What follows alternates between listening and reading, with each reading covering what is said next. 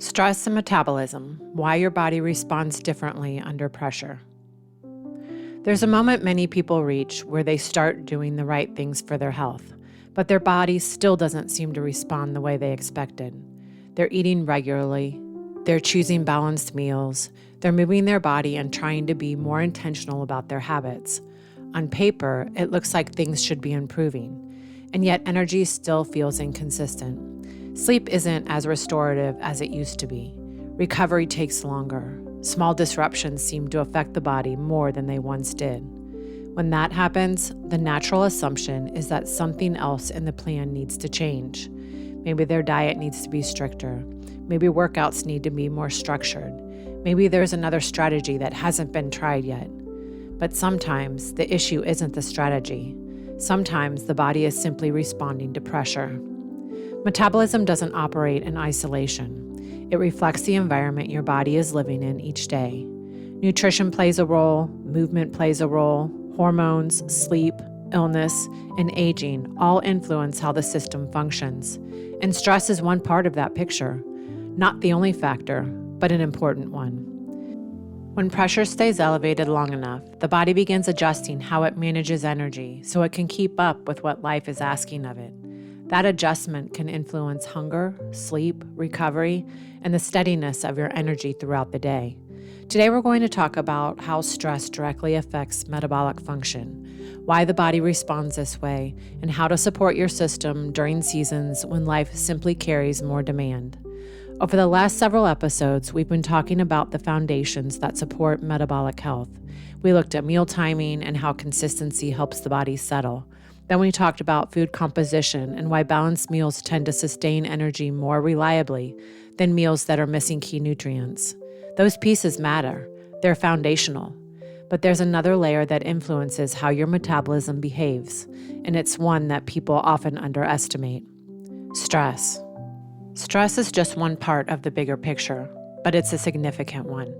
Many people assume that metabolism is mostly about food and exercise, and while those are important, the body is constantly responding to the broader environment you're living in. Work pressure, emotional strain, poor sleep, illness, demanding schedules, caregiving responsibilities, travel, and even constant mental workload all influence how your system functions. Your metabolism doesn't operate separately from those experiences. It responds to them. That's why sometimes someone can be eating reasonably well, moving their body regularly, and still feel like their energy, appetite, or recovery isn't behaving the way they expect. The issue isn't always that their nutrition strategy is wrong. Sometimes the body is simply operating under more pressure than it can comfortably manage. When pressure increases, the body adapts. It shifts how it uses energy. It prioritizes certain functions over others, and it begins to operate differently than it would in a calmer environment. This isn't a flaw in the body, it's part of the design. The stress response exists to help us handle challenges. It allows the body to mobilize fuel quickly, sharpen focus, and respond to immediate demands. In short bursts, this response is incredibly helpful. But when stress becomes frequent or prolonged, that same system begins to influence metabolism in ways people don't always expect.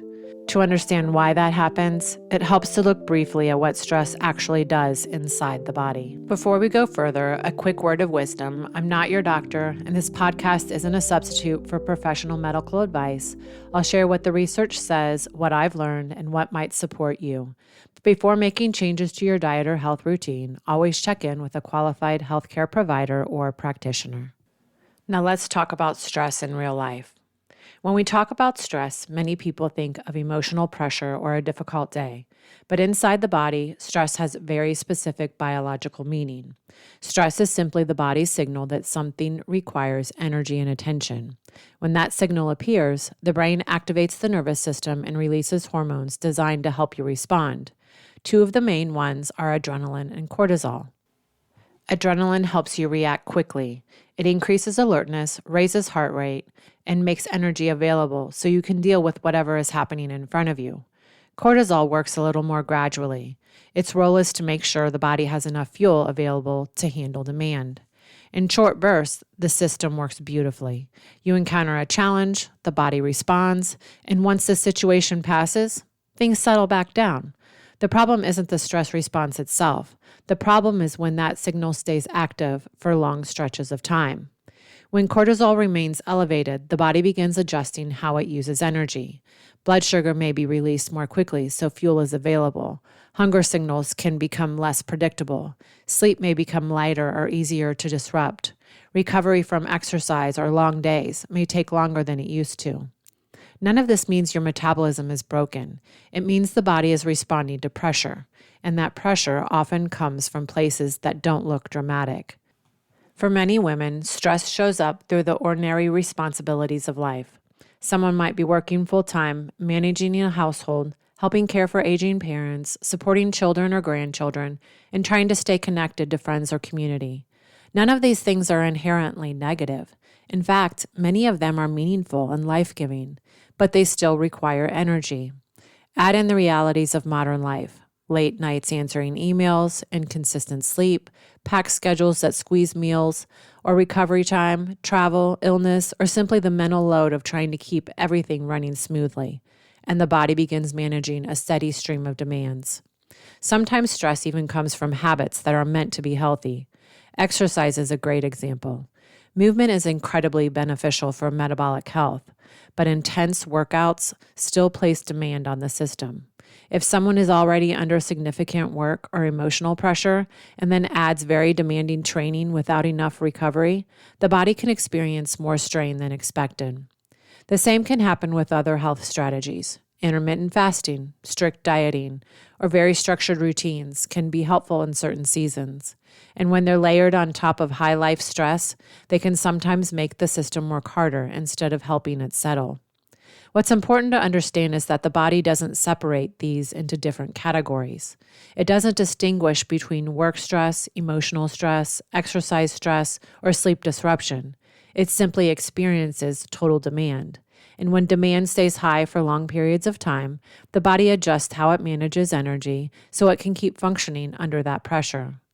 That's often why people notice changes in metabolism during stressful seasons of life. Energy may feel less steady, sleep may become lighter, recovery may take longer than it used to. These shifts are not signs of failure, they're signs of adaptation, and understanding that changes how we respond. Because if metabolism is reacting to pressure, the solution usually isn't pushing harder. It's learning how to reduce pressure so the body can begin to settle again. Once you understand that stress influences metabolism, the next question naturally becomes, what do you do about it? The first instinct many people have is to add another strategy, maybe a new supplement, a more structured nutrition plan, or a different training routine. But when the body is already under significant pressure, adding more complexity is often not the most helpful place to start.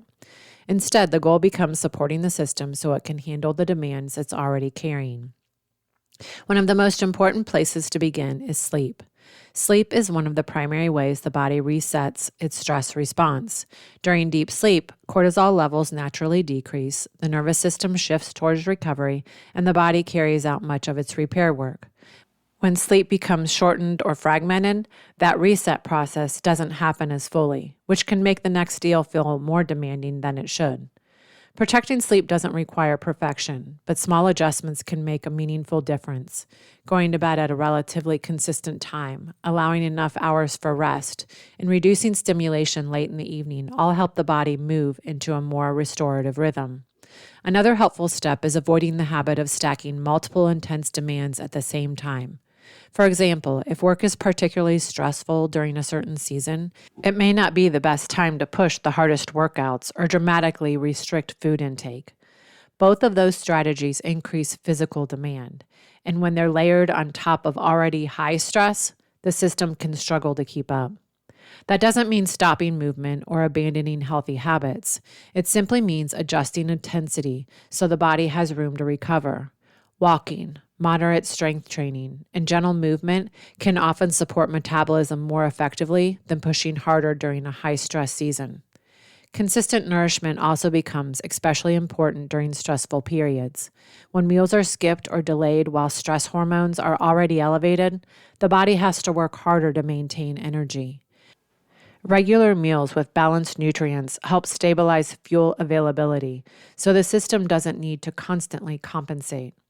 Finally, one of the most overlooked ways to support metabolism is simply creating small spaces of recovery during the day.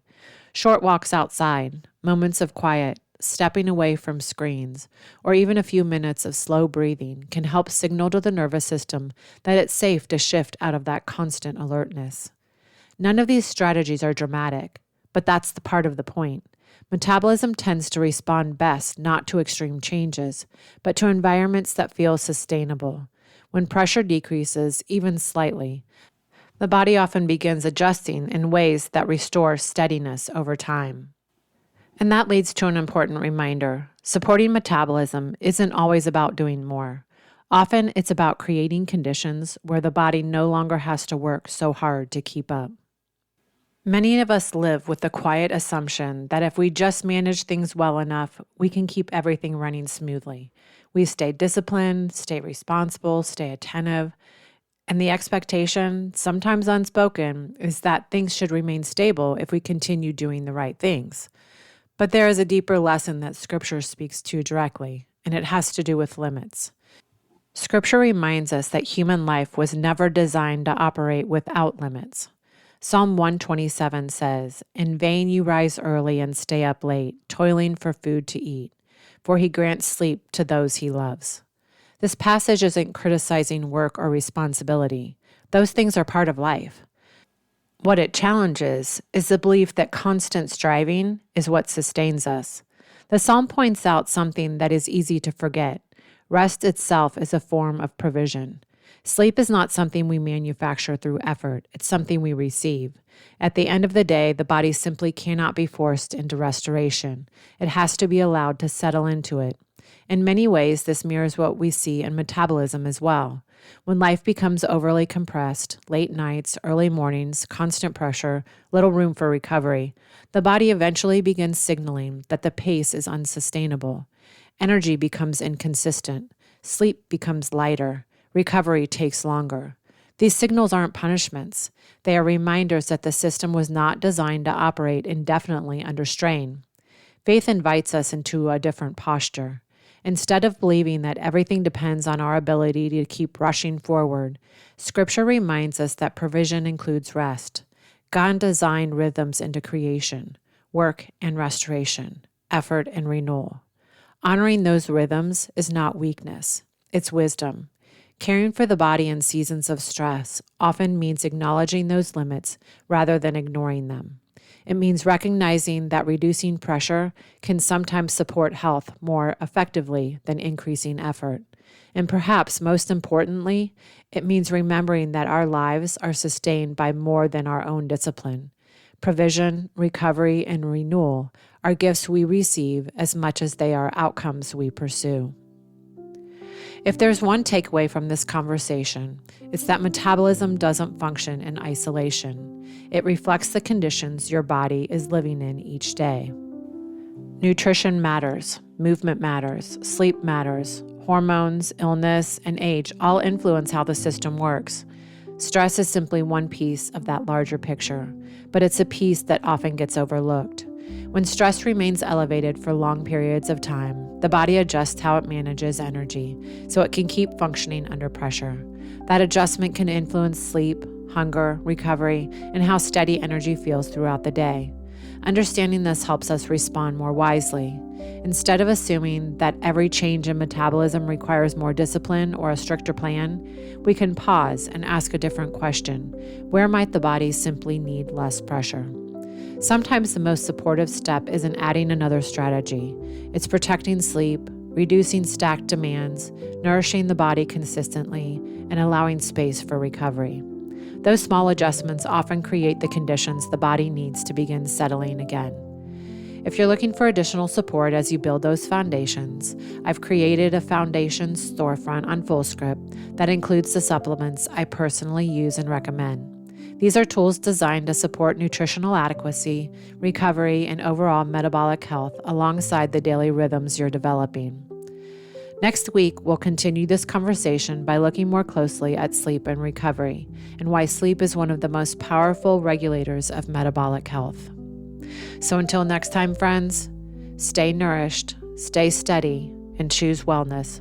one thoughtful step at a time.